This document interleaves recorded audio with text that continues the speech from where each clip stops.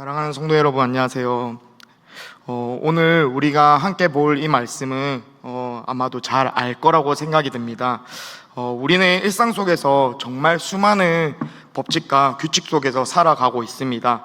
학교에는 학생들이 따라야 하는 규칙들이 있으며, 또 회사에는 직원들이 그 사내 규정에 맞춰서 업무를 해 나가는 곳 있습니다. 또 우리가 운전을 할 때에는 도로교통법을 또 지켜야 하며, 우리는 대한민국 국가에 살아가는 국민으로서 헌법과 그 법률을 따르며 살아가야 합니다. 어떤 한 아이가 선생님에게 이런 질문을 합니다. 선생님, 왜 이렇게 지켜야 할 규칙과 규범들이 법이 많은가요? 그때 선생님은 이렇게 대답을 합니다. 규칙은 우리 모두가 안전하고 행복하게 하기 위해, 그렇게 살기 위해서 존재하는 것이야 라고 말합니다. 맞습니다. 법은 우리에게 그 행복하게 살 수 있는 규범을, 틀을 제공하고 있습니다.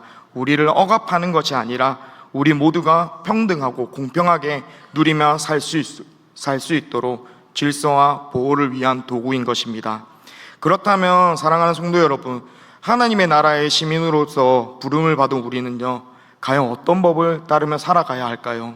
교회 안에서도 여러 가지 규칙과 질서가 존재합니다. 하지만 그 모든 것들 위해서 가장 중요한 것은 하나님의 법이 있습니다. 그것은 바로 사랑의 법입니다.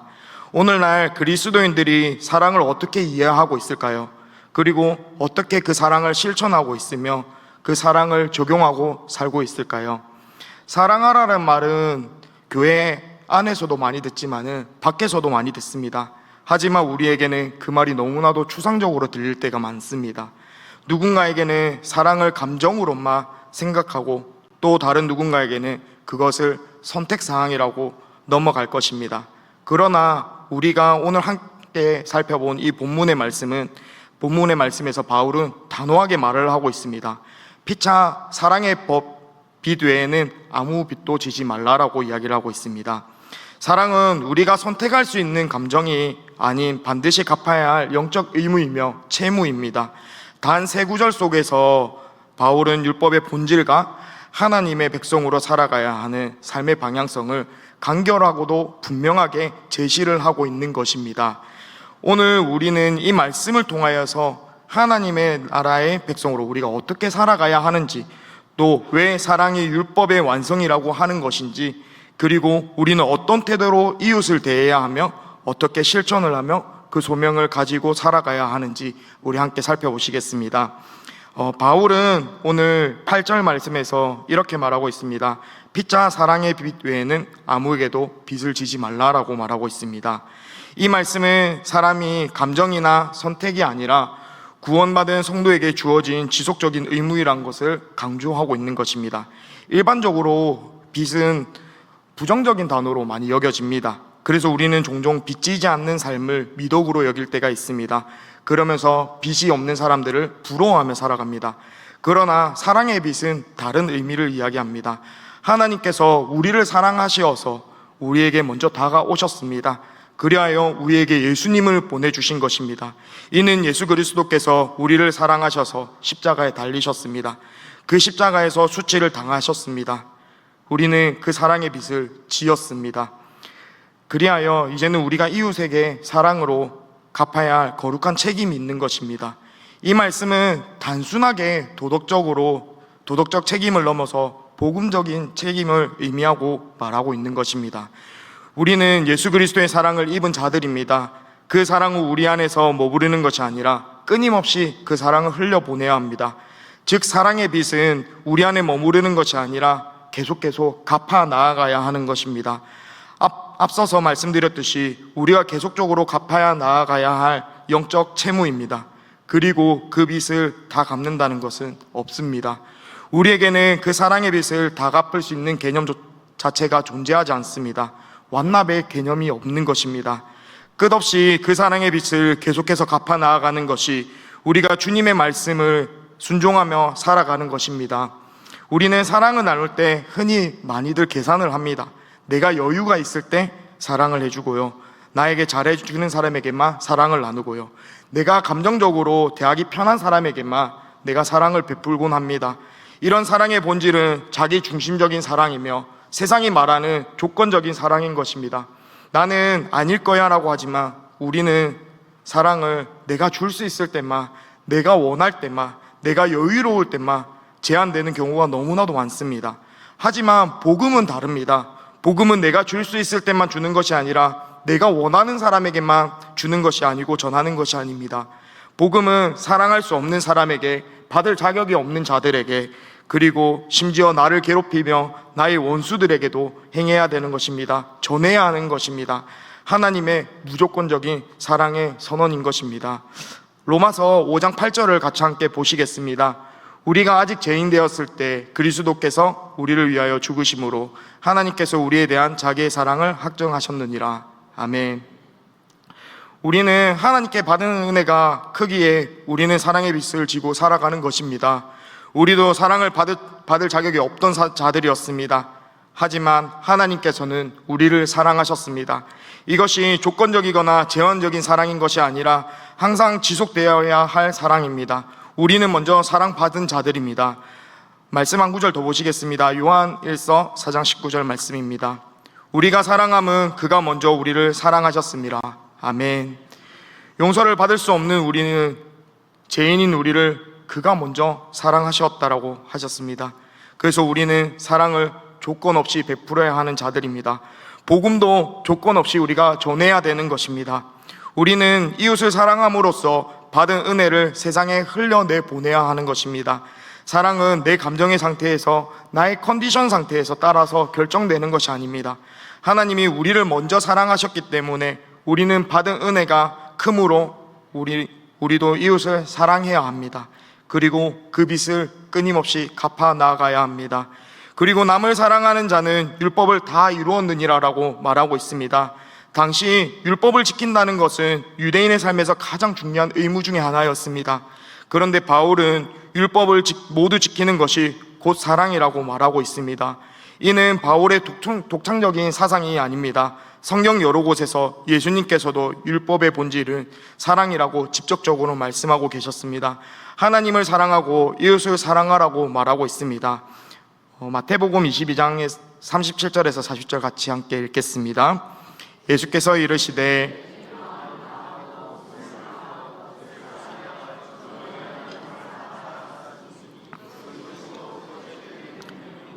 둘째도 그와 같아 내 이웃을 내 자신같이 사랑하라 하셨으니 이 두 계명이 온 율법과 선지자의 강령이니라. 아멘. 예수님께서도 율법의 전체 요약은 하나님의 사랑과 이웃 사랑이라고, 곧 사랑의 실천이라고 말씀하고 계시는 것입니다. 십계명에 나와 있듯이 이 두 계명에 율법과 선지자의 강령이 달려있다라고 말하는 것입니다. 따라서 바울의 말은 율법 조항 하나하나를 따지는 것이 아니라 그 모든 율법의 핵심은 사랑이라는 것입니다. 그것도 오늘 본문에서 이웃 사랑을 강조하고 있는 것입니다. 외적인 형식보다 내면의 태도를 중요시 여기며 삶의 본질이 중요하다는 것을 오늘 말씀을 통하여서 강조하고 있습니다. 그리고 바울은 사랑하는 자는 율법을 다 이루었느니라고 선언하고 있습니다. 즉 바울은 사랑이 단순히 율법을 지키는 여러 방법 중 하나가 아니라 율법이 말하고자 했던 핵심을 완전히 이루는 길이라고 말하고 있는 것입니다. 율법 조항 하나하나 세세하게 따지고 나열하는 대신 그 모든 계명 안에 담긴 정신이 바로 사랑하는 것을 강조하고 있는 것입니다. 당시 유대인들의 법률을 잘 지키는 것이 외적으로 보이는 행동에 따라서 사는 것이라고 했습니다. 바울은 진짜 율법을 이루는 삶은 마음에서 우러나오는 사랑의 실천이라고 말하고 있는 것입니다. 즉 우리가 겉으로 무언가 지키는 것보다 내가 하나님을 진심으로 사랑하고 내 이웃을 소중히 여기는 마음으로 살아가는 것이 더 중요하다고 이야기를 하고 있는 것입니다. 율법의 실천 방식은 사랑이어야 한다는 것을 강조하고 있는 것입니다. 여러분, 우리의 삶의 중심은 어디로 향하고 있습니까? 율법의 진정한 실현은 내면에서 우러나오는 사랑의 실천이라고 이야기를 하고 있습니다. 즉 하나님과 이웃에 대한 관계 중심적 삶을 강조하고 있는 것입니다. 사랑하는 성도 여러분, 그렇다면 우리는 어떻게 삶을 살아가야 하는 것일까요?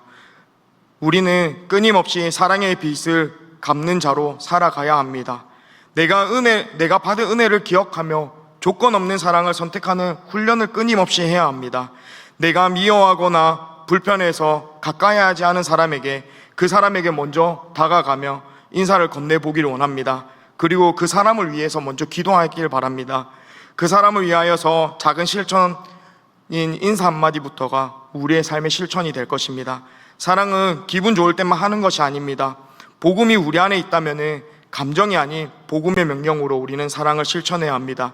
작은 것 하나부터 실천하기를 소망합니다. 말부터 행동으로 사랑하시길 소망합니다. 두 번째로는 사랑은 율법을 실천하는 가장 참된 태도입니다. 9절에서 바울은 10계명 중에서 이웃과 관계된 계명들을 열거하고 있습니다. 간음하지 말라, 살인하지 말라, 도둑질하지 말라, 탐내지 말라. 이 말씀은 우리가 너무나도 잘 알고 있는 율법 조항입니다. 10계명입니다. 당시 유대인들의 신앙에서 매우 중요하게 여겼던 규범들입니다. 하지만 바울은 이 말씀, 율법 조항을 단순히 나열하는 데 그 목적을 두고 있는 것이 아닙니다.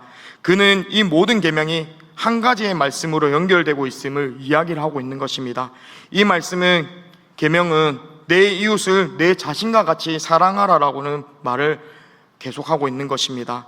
우리는 십계명을 보면서 그리고 생각할 때 종종 금지 명령으로만 이해하고 생각할 때가 많습니다. 이것도 하지 마라, 저것도 하지 마라. 그래서 우리에게 율법이 마치 우리의 자유를 제한하고 억압한다라고 느껴질 수도 있습니다.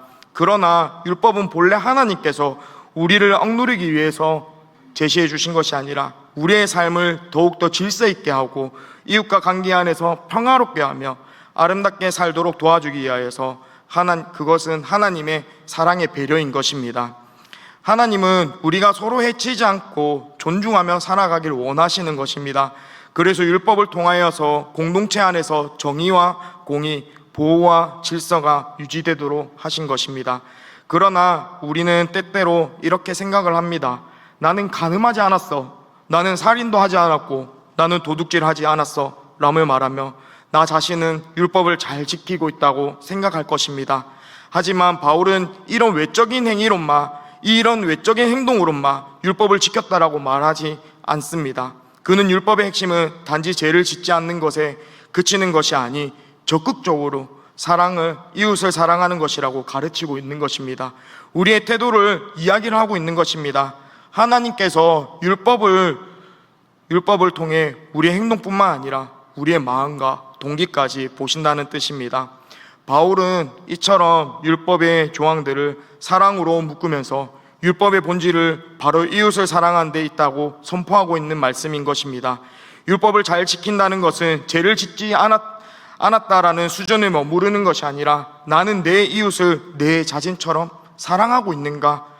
라고 물어야 되는 것입니다. 이웃을 해치지 않는 것을 넘어서 이웃을 배려하고 섬기고 돌보며 살아가는 것, 이것이 율법의 참된 실천입니다. 그것이 하나님께서 우리에게 원하시는 삶의 모습입니다. 사랑은 율법을 실천하는 가장 참된 태도인 것입니다. 율법은 단순하게 금지 목록이나 형식적인 규칙으로 보는 것이 아니라 율법을 통하여서 우리의 마음을 이웃을 향한 사랑이 가득하길 원합니다. 그것이 하나님이 우리에게 율법을 주신 의도이며 이유입니다. 적극적으로 이웃을 사랑하는 태도를 우리는 취해야 되고 가져야 합니다. 이웃을 존중하고 이웃을 돌아보길 원합니다. 이웃을 끊임없이 사랑하길 원합니다. 이웃을 섬기는 자세를 가지길 원합니다. 사랑은 마음만 가지고 있어서는 충분하진 않습니다. 하나님은 우리가 사랑을 실제로 실천하기 원하며 그렇게 살아가기를 끊임없이 원하고 계십니다. 그 사랑은 단지 말로만 그치는 것이 아니라 이제는 우리가 행동으로 나타내야 합니다. 말로 표현되는 사랑, 몸으로 섬기는 사랑, 시간을 드리는 사랑, 물질로 나누는 사랑, 그리고 기도로 드러나는 사랑이 필요합니다. 우리의 일상 속에서 얼마든지 우리는 사랑을 실천할 수 있습니다. 매일 만나는 이웃에게 격려와 칭찬을 건네어 보세요. 힘들어 보이는 이웃에게 외면하지 말고 먼저 도와드릴 게 없을까요? 라고 한마디 건네어 보았으면 좋겠습니다. 그에게는 아마도 가장 큰 위로가 될 것입니다. 어려운 가운데 있는 사람에게 그 곁에 거저 함께 있어주는 것이 그 자체가 위로이며 사랑이 되는 것입니다. 도움이 필요한 이웃에게 작은 후원을 하거나 따뜻한 밥 한 끼를 같이 나누는 것, 이 모든 것이 하나님이 보시기에는 가장 귀한 사랑의 실천인 것입니다. 그것이 아마 가장 크고 깊은 진실한 사랑의 표현일 것입니다. 나를 위한 기도, 나의 문제만이 아니라 이웃의 아픔과 필요를 기억하며 함께 그들을 위하여서 기도하는 삶, 그것이 오늘 말씀에서 말하는 사랑의 모습입니다. 세 번째로는 그러므로 사랑은 율법의 완성이다 라고 이야기하고 있습니다. 로마서 13장 10절을 함께 같이 읽겠습니다. 사랑은 이웃에게 악을 행하지 아니하나니 그러므로 사랑은 율법의 완성이니라. 아멘. 바울은 단순히 사랑이 좋은 것이라고 추상적으로 말하고 있는 것이 아닙니다. 율법의 본질이 바로 사랑이라는 사실을 끊임없이 강조하는 것입니다. 사랑이야말로 율법의 가장 온전히 실현하는 길이라고 말하고 있습니다. 사랑이 없이는 율법을 제대로 이해하거나 실천할 수 없다는 것입니다. 앞서 말씀드렸듯이 참된 사랑은 악을 피하는 것뿐만 아니라 악을 행하지 않는 것에 머무르는 것이 아니라 언제나 유익을 주는 방향으로 우리가 나아가야 한다는 것을 말하고 있는 것입니다. 참된 성도의 자세는, 신앙의 자세는 무관심하지 않는 것입니다. 진정한 사랑은 방관하는 자세가 아니라 사랑은 책임지고 움직이는 자세입니다. 우리의 삶 속에서 선한 영향력을 끼치는 삶으로 확장되어 가야 합니다. 오늘 살아가는 우리는 나를 먼저 보호합니다. 그리고 나의 유익을 먼저 생각합니다. 나의 유익만을 구하는 문화 속에서 우리는 살아갑니다. 하지만 오늘 말씀에서는 복음은 우리를 그 자리에서 돌이키게 합니다. 나를 위한 삶에서 이웃을 위한 삶으로 전환하라고 말하고 있습니다. 권면하고 있는 것입니다. 우리는 이미 많은 사랑을 받았습니다. 하나님께 받은 사랑이 너무나도 큰 것을 여기 계신 모두가 알 것입니다. 우리는 받은 그 사랑을 외면하면 안 됩니다. 하나님께 받은 사랑을 흘려보내는 길, 그것이 바로 율법을 완성하는 것입니다. 나는 하나님의 말씀을 잘 따라가며 살아가고 있어.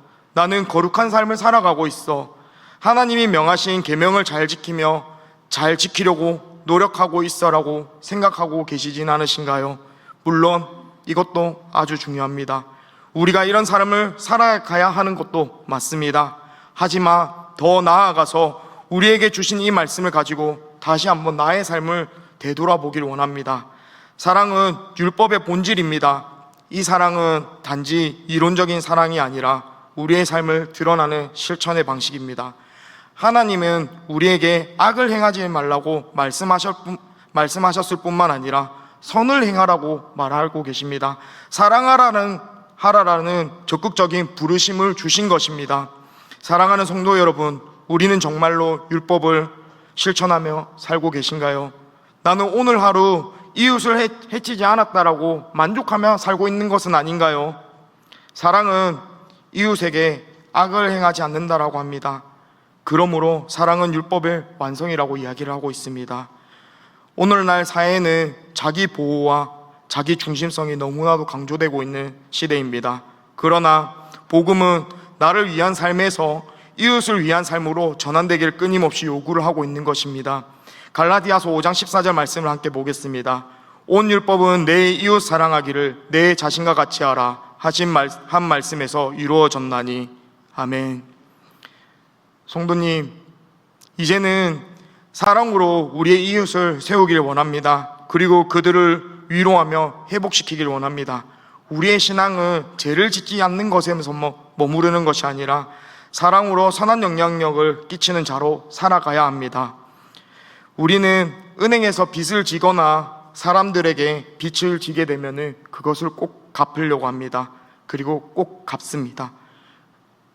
그것을 갚는 것이 당연하기 때문입니다. 우리가 빚을 진 것은 그것뿐만 아닙니다. 우리는 하나님께 사랑의 빚을 졌습니다. 그 사랑의 빚을 지었습니다. 저와 여기 계신 우리 모두가 그 사랑의 빚을 너무나도 잘 알고 있습니다. 정말 말로 이루어할 수 없는 그 빚, 우리는 그 빚을 갚을 의무가 있습니다.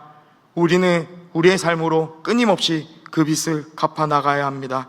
사랑은 단지 감정이 아니라 율법의 완성입니다. 복음의 핵심인 것입니다.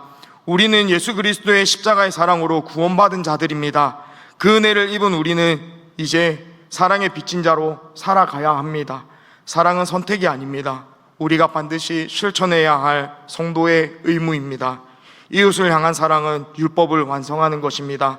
예수 그리스도는 우리의 죄를 지고 십자가에 죽으심으로 사랑을 완성하셨습니다. 그 사랑으로 교회를 세우셨습니다. 우리 공동체가 그렇게 세워졌습니다. 오늘 말씀을 통하여서 다시 한번 도전받기를 원합니다. 이제는 우리가 그 사랑을 끊임없이 흘려내보내기를 원합니다. 우리 공동체 안에서 그 사랑을 먼저 실천하길 바랍니다. 그리하여서 이제는 그 사랑이 우리 공동체 안에서만 흘려보내지는 것이 아니라 세상 곳곳에서 흘러 넘쳐나기를 원합니다. 하나님께서 세상 속에서 나를 부르신 그 자리 속에서 그곳에서 그 사랑을 흘려내보내시는 모든 우리 성도님들이 되시기 원합니다. 사랑의 실천은 나의 옆사람을, 이웃을, 형제를, 자매를 살립니다. 그리고 우리 교회 공동체를 살립니다. 그리고 이 세상에, 이 사회에 작지만, 아주 작지만 그래도 작은 변화를 불러일으킬 것입니다. 그 변화의 시작이 바로 이곳에서, 바로 수원하산교회에서 우리 수원하산교회 모든 성도님들로부터 시작되길 바랍니다. 사랑은 우리로 하여 하나 되게 합니다. 사랑은 사회 속에서 빛과 소금의 역할을 하게 합니다. 주님의 성별된 백성으로서 세상을 멀리하고 세상을 피하고 세상을 밀쳐내는 것이 아니라 그 세상 가운데 들어가셔서 이 땅 가운데 역사하시는 하나님의 나라를 위하여서 정말 구별된 백성으로서 빛과 소금의 역할을 하는 모두가 되었으면 좋겠습니다. 그것의 먼저는 사랑의 실천입니다. 우리의 삶이 참된 그리스도인으로서 이웃을 사랑함으로써 율법의 본질적인 측면을 완전히 구현할 수 있다고 생각합니다. 율법을 완성한다는 것은 율법을 초월한다는 의미가 아니라 그 본질적인 정신을 충만하게 실현한다는 의미일 것입니다. 사랑은 성령의 열매입니다. 성령 안에서 행하지 않으면 참된 사랑은 불가능합니다. 우리의 의지와 감정만으로 사랑을 지속할 수 없습니다. 오직 성령 능력 안에서 사랑할 수 있습니다. 매일의 삶 속에서 주님에게 간절히 구하기를 원합니다.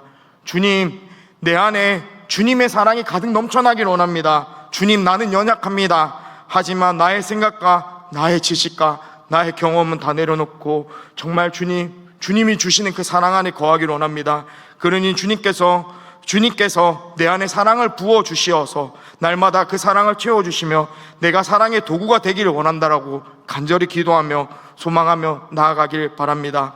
사랑은 선택이 아니라 의무입니다. 용서할 것인가, 품을 것인가, 참을 것인가, 매 순간 고민의 연속일 때, 갈등하게 될 때, 그때마다 나의 힘과 노력으로 하지 마시고요, 주님께 구하셔서 성령의 힘으로 사랑하려고 노력하길 바랍니다.